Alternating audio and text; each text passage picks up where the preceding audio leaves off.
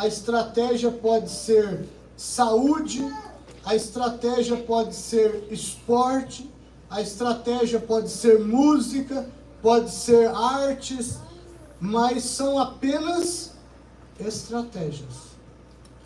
A missão é única, fazer discípulos. E as estratégias precisam apontar para o alvo, que é fazer discípulos. Para a missão, que é fazer discípulos. Se eu tenho estratégia e concentro forças nas estratégias, mas as estratégias não têm claro qual é a missão, então eu posso estar jogando fora recursos, forças, energias, tempo, porque eu não estou concentrado naquilo que é a missão. E, irmãos, Deus tem me dado a graça de viajar e trabalhar com a minha esposa nos 5 continentes. E eu tenho conversado com missionários em todos esses continentes. E eu pergunto para eles discretamente, sorrateiramente, para não dar a ideia que está lá um sabichão querendo ensinar eles, mas eu estou apenas tentando ler a ideia, a visão ministerial dele, e eu pergunto sobre a missão, e quase todos, ao invés de me responderem sobre a missão, eles me respondem sobre as estratégias que eles estão fazendo. Por quê? Porque na mente deles não está o quê? Claro, o que é a missão. E a missão que Cristo entregou para nós é esta única missão aqui. E ela é minha, tanto quanto sua. Não pense que você pode terceirizá-la. Isso é para pastor, isso é para missionário. E tristemente, esse texto que nós acabamos de ler é um daqueles textos que quando nós lemos, nós pensamos em outra pessoa. Verdade ou não? Porque parece assim, isso aqui não foi escrito para mim. Isso aqui foi escrito para o missionário, para o pastor que largou tudo, foi para o outro lado, e eu não tenho esse chamado. E nós nos escondemos atrás disso. Mas esse texto, ele é um texto dirigido primariamente para os apóstolos, para os discípulos, mas ele é extensivo a toda a igreja de Cristo. Essa é a missão. E nós aqui temos 2 aspectos que eu quero destacar com vocês desse texto, que revelam a extrema importância que esse assunto tinha no coração do nosso Senhor Jesus Cristo. E eu quero trabalhar hoje só esses 2 aspectos. Eu nem vou conseguir entrar no texto da grande comissão propriamente, mas eu quero destacar isso para você nessa manhã, esses 2 aspectos da relevância, da importância desse assunto da missão no coração, no ministério do nosso Senhor Jesus. Primeiro argumento que aponta para essa relevância, versículo 18. Jesus, aproximando-se, falou-lhes dizendo, 2 pontos. O texto está... Se puder até projetar o texto, aqui nós temos nessa primeira parte do versículo 18, uma introdução à grande comissão feita pelo evangelista e o apóstolo Mateus. Ele está introduzindo a grande comissão com estas palavras. Jesus, aproximando-se, falou-lhes dizendo. E o que isso significa? Ele está usando aqui uma ênfase para destacar que o que vem a seguir, depois desses 2 pontos da sua introdução, são palavras de Cristo. Mas não são apenas palavras de Cristo. Elas são as últimas palavras de Cristo ditas em um contexto de despedida. Irmãos, irmãs, as últimas palavras de um homem ou de uma mulher ditas em um contexto de despedida, elas se revelam palavras urgentes, necessárias, que precisam ser olhadas de uma forma especial. Deixa eu te dar um exemplo. Suponhamos que você soubesse que de hoje, de agora, a partir desse momento, você tivesse apenas 10 horas de vida nesse presente mundo. É só uma suposição, não fiquem assustados, né? Fiquem em paz, é só um exemplo. Mas suponhamos que você soubesse que de agora em diante você teria apenas 10 horas de vida. Como você viveria essas últimas 10 horas da sua vida? Com quem você escolheria passar as últimas 10 horas de vida nesse presente mundo? O que você diria para as pessoas que você escolheria para passar as suas últimas horas de vida com elas? Eu acho que vocês também, eu escolheria passar primeiro com a minha família, com alguns irmãos, discípulos da caminhada, que têm tido uma caminhada próxima. E o que eu falaria para eles nas minhas últimas 10 horas de vida? Eu reforçaria conceitos, valores, princípios que eu gostaria que eles nunca abandonassem na caminhada deles nesse presente mundo. O que o Senhor Jesus está fazendo aqui? Exatamente isso. Ele sabia que eram as últimas horas dele fisicamente presente nesse mundo. E ele decidiu passar essas últimas horas com os seus discípulos amados, e ele reservou para eles estas palavras como sendo as suas últimas palavras para eles.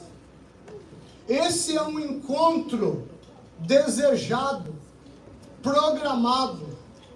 Esse é um encontro que estava na agenda de Cristo, e você pode perceber isso logo depois da ressurreição, ainda que Mateus 28 é sucinto na narrativa do dia da ressurreição até a ascensão, mas no versículo 10 diz assim: então Jesus lhes disse às mulheres, que haviam sido testemunhas da sua ressurreição: não temais, ide avisar a meus irmãos que se dirijam a Galileia e lá me verão. Versículo 16: seguiram os 11 discípulos para a Galileia, para o monte que Jesus lhes designara. Isso aqui foi agendado, isso aqui foi programado. Jesus decidiu passar as últimas horas dele com aqueles discípulos mais próximos, e ele decidiu reservar como suas palavras estas palavras. Quais? Fazei o quê? Discípulos. Fazei discípulos. Estas são as últimas palavras de Cristo dadas em um contexto de despedida. E Mateus está fazendo esse destaque quando ele usa dois verbos relacionados à fala na mesma sentença. Olha que interessante, ele diz: Jesus, aproximando-se, falou-lhes dizendo. Parece redundância, né? Falou-lhes dizendo. Ele poderia ter escrito assim: Jesus, aproximando-se, falou-lhes, comunica. Ou ele poderia ter escrito assim: Jesus, aproximando-se, disse-lhes, comunica. Comunica. Mas ele usa dois verbos relacionados à fala. Por quê? Isso é um hebraísmo. Na cultura judaica, bíblica judaica, até vindo de Deus isso para o povo de Israel, quando um judeu quer enfatizar algo, ele repete 2 ou 3 vezes. diante da visão do templo, da glória de Deus no templo, os serafins proclamavam santo, santo, santo. Isso é um hebraísmo, é a forma de enfatizar a plena santidade de Deus. Jesus sempre dizia, quando ele queria enfatizar algo, ele dizia assim: em verdade vos digo. Quando nós lemos Apocalipse 13, que fala do número ali da besta, fala que é 666. E ninguém precisa tentar interpretar isso, porque a própria Bíblia interpreta e ela diz, é número de homem. Porque na numerologia bíblica, 7 é o número atribuído geralmente a Deus, e 6 é atribuído ao homem. Portanto, dizer 666 é um hebraísmo dizendo, não espere um monstro, não espere um extraterrestre, espere um cara, e esse cara vai ser homem, homem, homem na sua plenitude. É um hebraísmo, é uma forma de enfatizar, e aqui Mateus está enfatizando e apontando para nós, olhem para as últimas palavras de Cristo. E todas as últimas palavras de Cristo nos evangelhos, ou no capítulo 1 de Atos, antes da sua ascensão, todas estão relacionadas com a missão de fazer discípulos. Isso não é por acaso.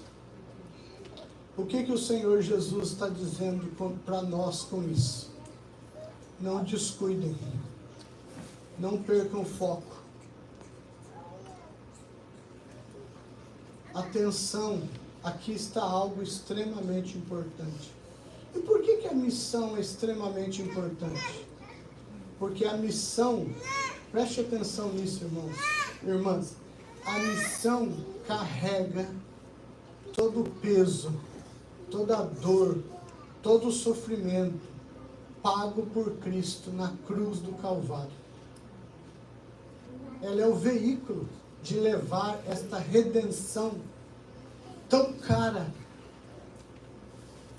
e encarná-la na vida de pecadores pela graça de Deus. Por isso ela é tão importante. Existe uma historinha de que Jesus, depois da ascensão, chegou lá no céu, e chegando no céu, o anjo Gabriel perguntou para ele, mas Senhor, o Senhor sofreu, o Senhor pagou um preço tão caro naquela cruz, algo tão cruento, doloroso, e o Senhor entregou todo o custo daquilo nas mãos daqueles discípulos para que eles espalhem essa mensagem, cumpra a tua missão? E Jesus respondeu para ele, sim. E Gabriel coçou a cabeça. Mas é isso, irmãos. Essa é a nossa missão. A missão é levar esse evangelho e formar Cristo na vida das pessoas. E Cristo mostra a relevância dessa missão no coração, no ministério dele, quando ele reserva como suas últimas palavras as palavras relacionadas à missão. E irmãos, preste atenção nisso. Essas palavras não são novas. Essas palavras não são aquela carta guardada na manga, sabe? Para tirar no último momento e virar o jogo. Não.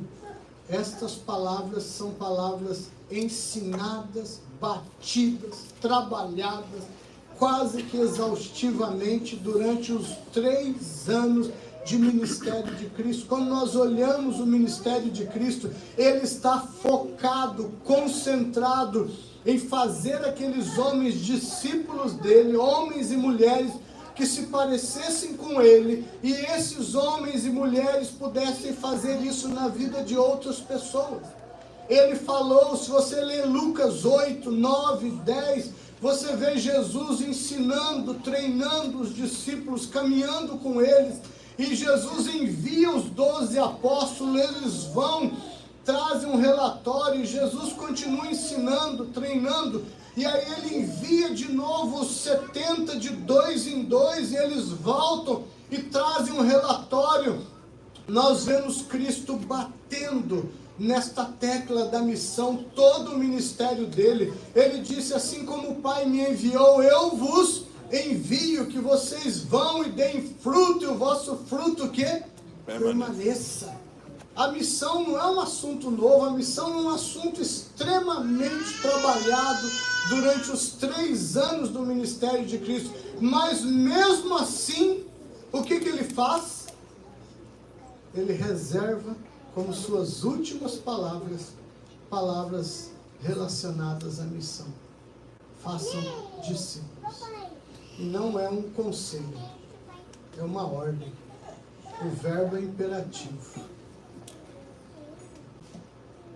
Então essa é a primeira amostra da relevância do discipulado, da missão de fazer discípulo no ministério do nosso Senhor Jesus Cristo.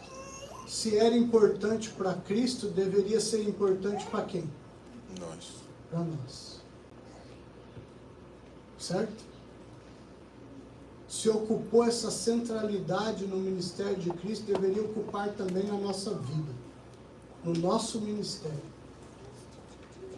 Segundo aspecto que mostra a relevância da missão no coração e no ministério de Cristo. Versículo 18 ainda. Depois dos 2 pontos. Aí está escrito assim, olha: toda autoridade me foi dada no céu e na terra. Aqui, novamente, não é ainda a grande comissão. É uma introdução à grande comissão. A primeira introdução é de Mateus. A segunda introdução é de quem? Do próprio Cristo. Ele, antes de dar a grande comissão, ele está nos fazendo uma introdução para então vir a grande comissão. Por isso que essas palavras que eu acabei de ler, elas estão conectadas por uma conjunção coletiva, que é portanto.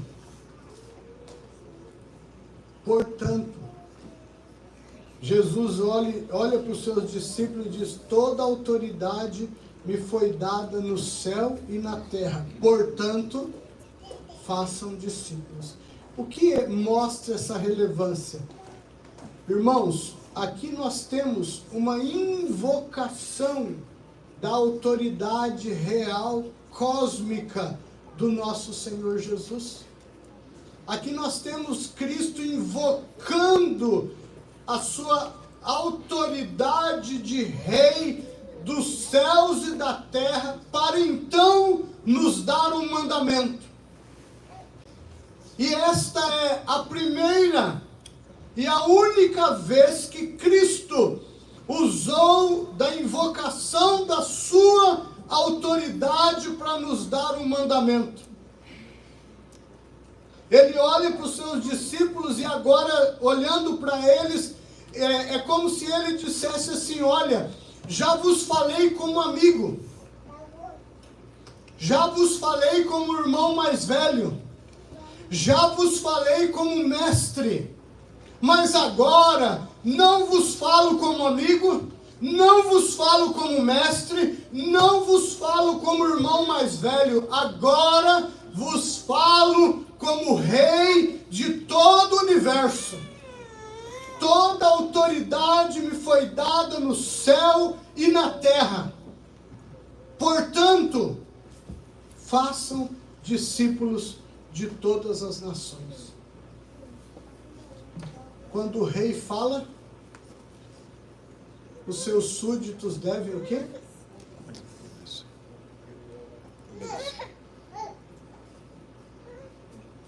E aí eu pergunto algo para vocês. É Jesus o rei da tua vida? Sim ou não? É Jesus o rei da tua vida? Sim ou não? Sim. Sim. Sim ou não? Sim. Não, tá fraco, gente. É Jesus o rei da tua vida? Sim ou não? Sim. Tem duas formas de nós respondermos essa pergunta: com palavras e com a vida. Nós podemos formular a palavra, mas a vida é o que nós somos. E se na tua vida diária você não está envolvido em nada com o cumprimento desta missão, então com a tua vida você está dizendo para Cristo: o Senhor reina no céu, o Senhor reina na terra, mas na minha vida reina eu. Vivo com os meus valores, com as minhas prioridades, com os meus sonhos, com os meus alvos, na construção do meu próprio reininho nesse mundo caído e quebrado. E para o Senhor eu dou a esmola e as migalhas de um domingo. É isso que nós estamos respondendo para o rei, se nós não estamos envolvidos no cumprimento dessa missão. Nós não somos bobos de falar isso para ele com palavras, não é verdade? Mas nós falamos isso para a vida, com a forma com que nós vivemos. O Senhor reina na terra e no céu, mas na minha vida reino eu, reinam os meus sonhos, reinam meus alvos, meus objetivos, e eu não tenho tempo para isso. Alguém já disse que esse texto da grande comissão poderia ser muito bem chamado também de a grande omissão. Porque nós estamos virando as costas para isso. Discipulado não é importante para a igreja que nós dizemos ser a igreja de Cristo. Quando foi tão importante para ele, não é importante para a igreja. Eu vou dar alguns exemplos para vocês que vão provar que o que eu estou falando é fato. Existe uma estatística que 85% das igrejas evangélicas no mundo não tem nada relacionado a discipulado nos seus ministérios e programas. 85% das igrejas.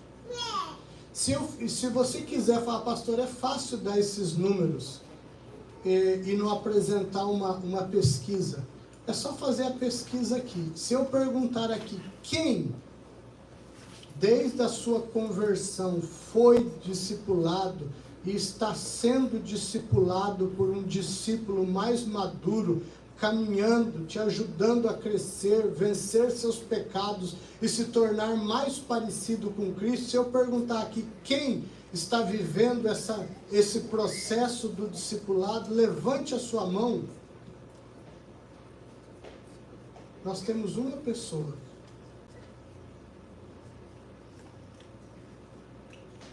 E se eu perguntar aqui, quem que nunca foi discipulado, nem quando no início da sua conversão, a maioria vai levantar a mão. Foi evangelizado, batizado e colocado num banco para escutar e aprender, escutando e aprendendo a ser inútil. Esquentador de banco. Mas nunca foi discipulado. Tem 15% que restam, que tem algo relacionado a discipulado. Desses 15%, 13% dessas igrejas que tem um programa ou um ministério relacionado com o discipulado, sabe o que é discipulado para eles? Um programa para novos convertidos. Porque se eu perguntar para vocês aqui, quem precisa de discipulado, o que vocês vão me dizer? Um novo convertido. Mas se discipulado é Cristo sendo formado em nós, a pergunta é, quem precisa de discipulado? Todos. Quem? Todos. Todos nós precisamos. A não ser que você diga, não, eu já sou um reflexo perfeito de Cristo. Se você puder dizer isso, então você não precisa.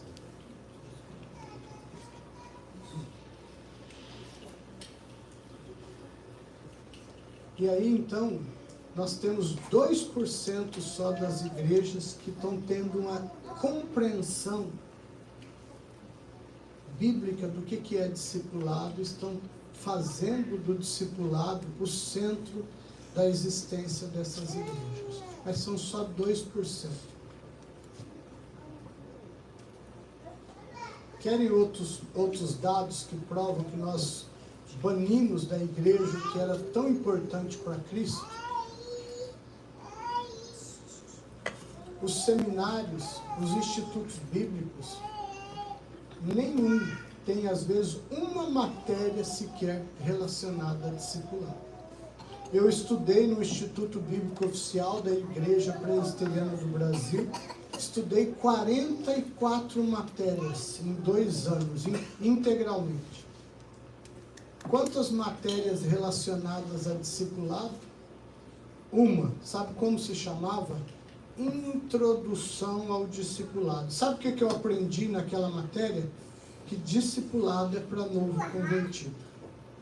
Um reducionismo da visão bíblica do que é discipulado. Depois eu estudei um bacharel num seminário oficial da IPB. 114 matérias em 6 anos. Quantas relacionadas a discipulado? Nenhuma. Depois eu estudei um mestrado em Novo Testamento no Centro Presbiteriano de Pós-Graduação Andrew Jumper. Pela graça de Deus me formei, entreguei minha dissertação. Eu estudei 16 matérias específicas do Novo Testamento. Quantas relacionadas a discipulado? Nenhuma. O que a academia está dizendo? Não é importante. Mas para Cristo, era o centro do ministério dele. Nós estamos dizendo para Cristo: o Senhor não sabe o que é bom para a tua igreja. Deixa com a gente.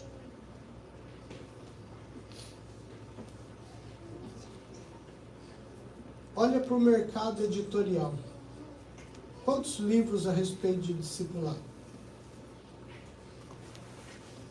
E aí eu poderia dar mais 4, 5 provas para vocês de que nós, como igreja, banimos aquilo que era extremamente importante e relevante no coração e no ministério do nosso Senhor Jesus.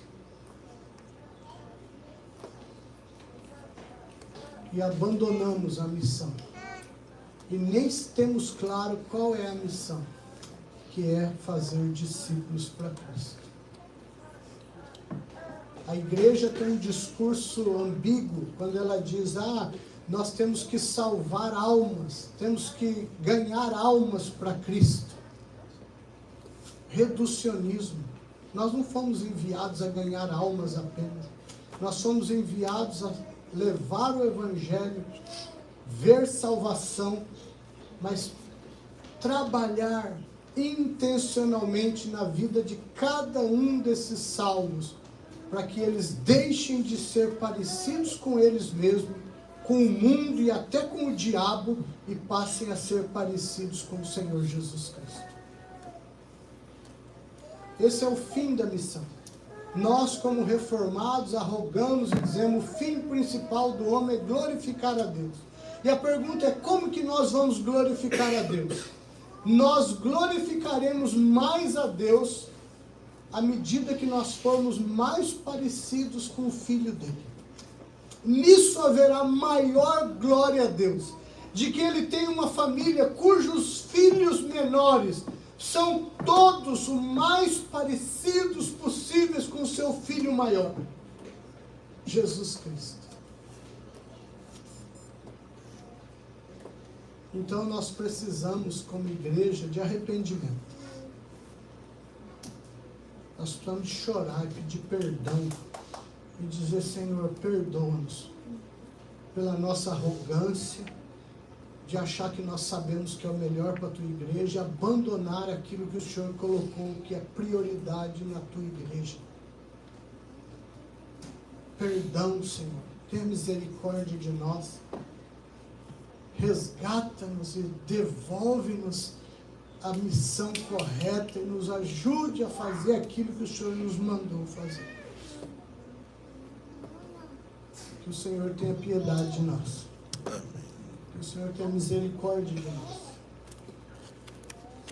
E nos dê graça e oportunidade de consertar e trabalharmos o discipulado como algo essencial para nós, para o nosso bem, para uma vida saudável, uma vida que glorifique a Deus, e para que nós possamos também fazer isso na vida de outras pessoas que Cristo vai salvar, ou já salvou, vai salvar, ou está salvando, e nós precisamos trabalhar e construir Cristo na vida deles. Porque discipulado na Bíblia, essa missão de fazer discípulo era ir e esculpir Cristo na vida das pessoas, para que elas fossem parecidas com Ele e não com elas mesmas.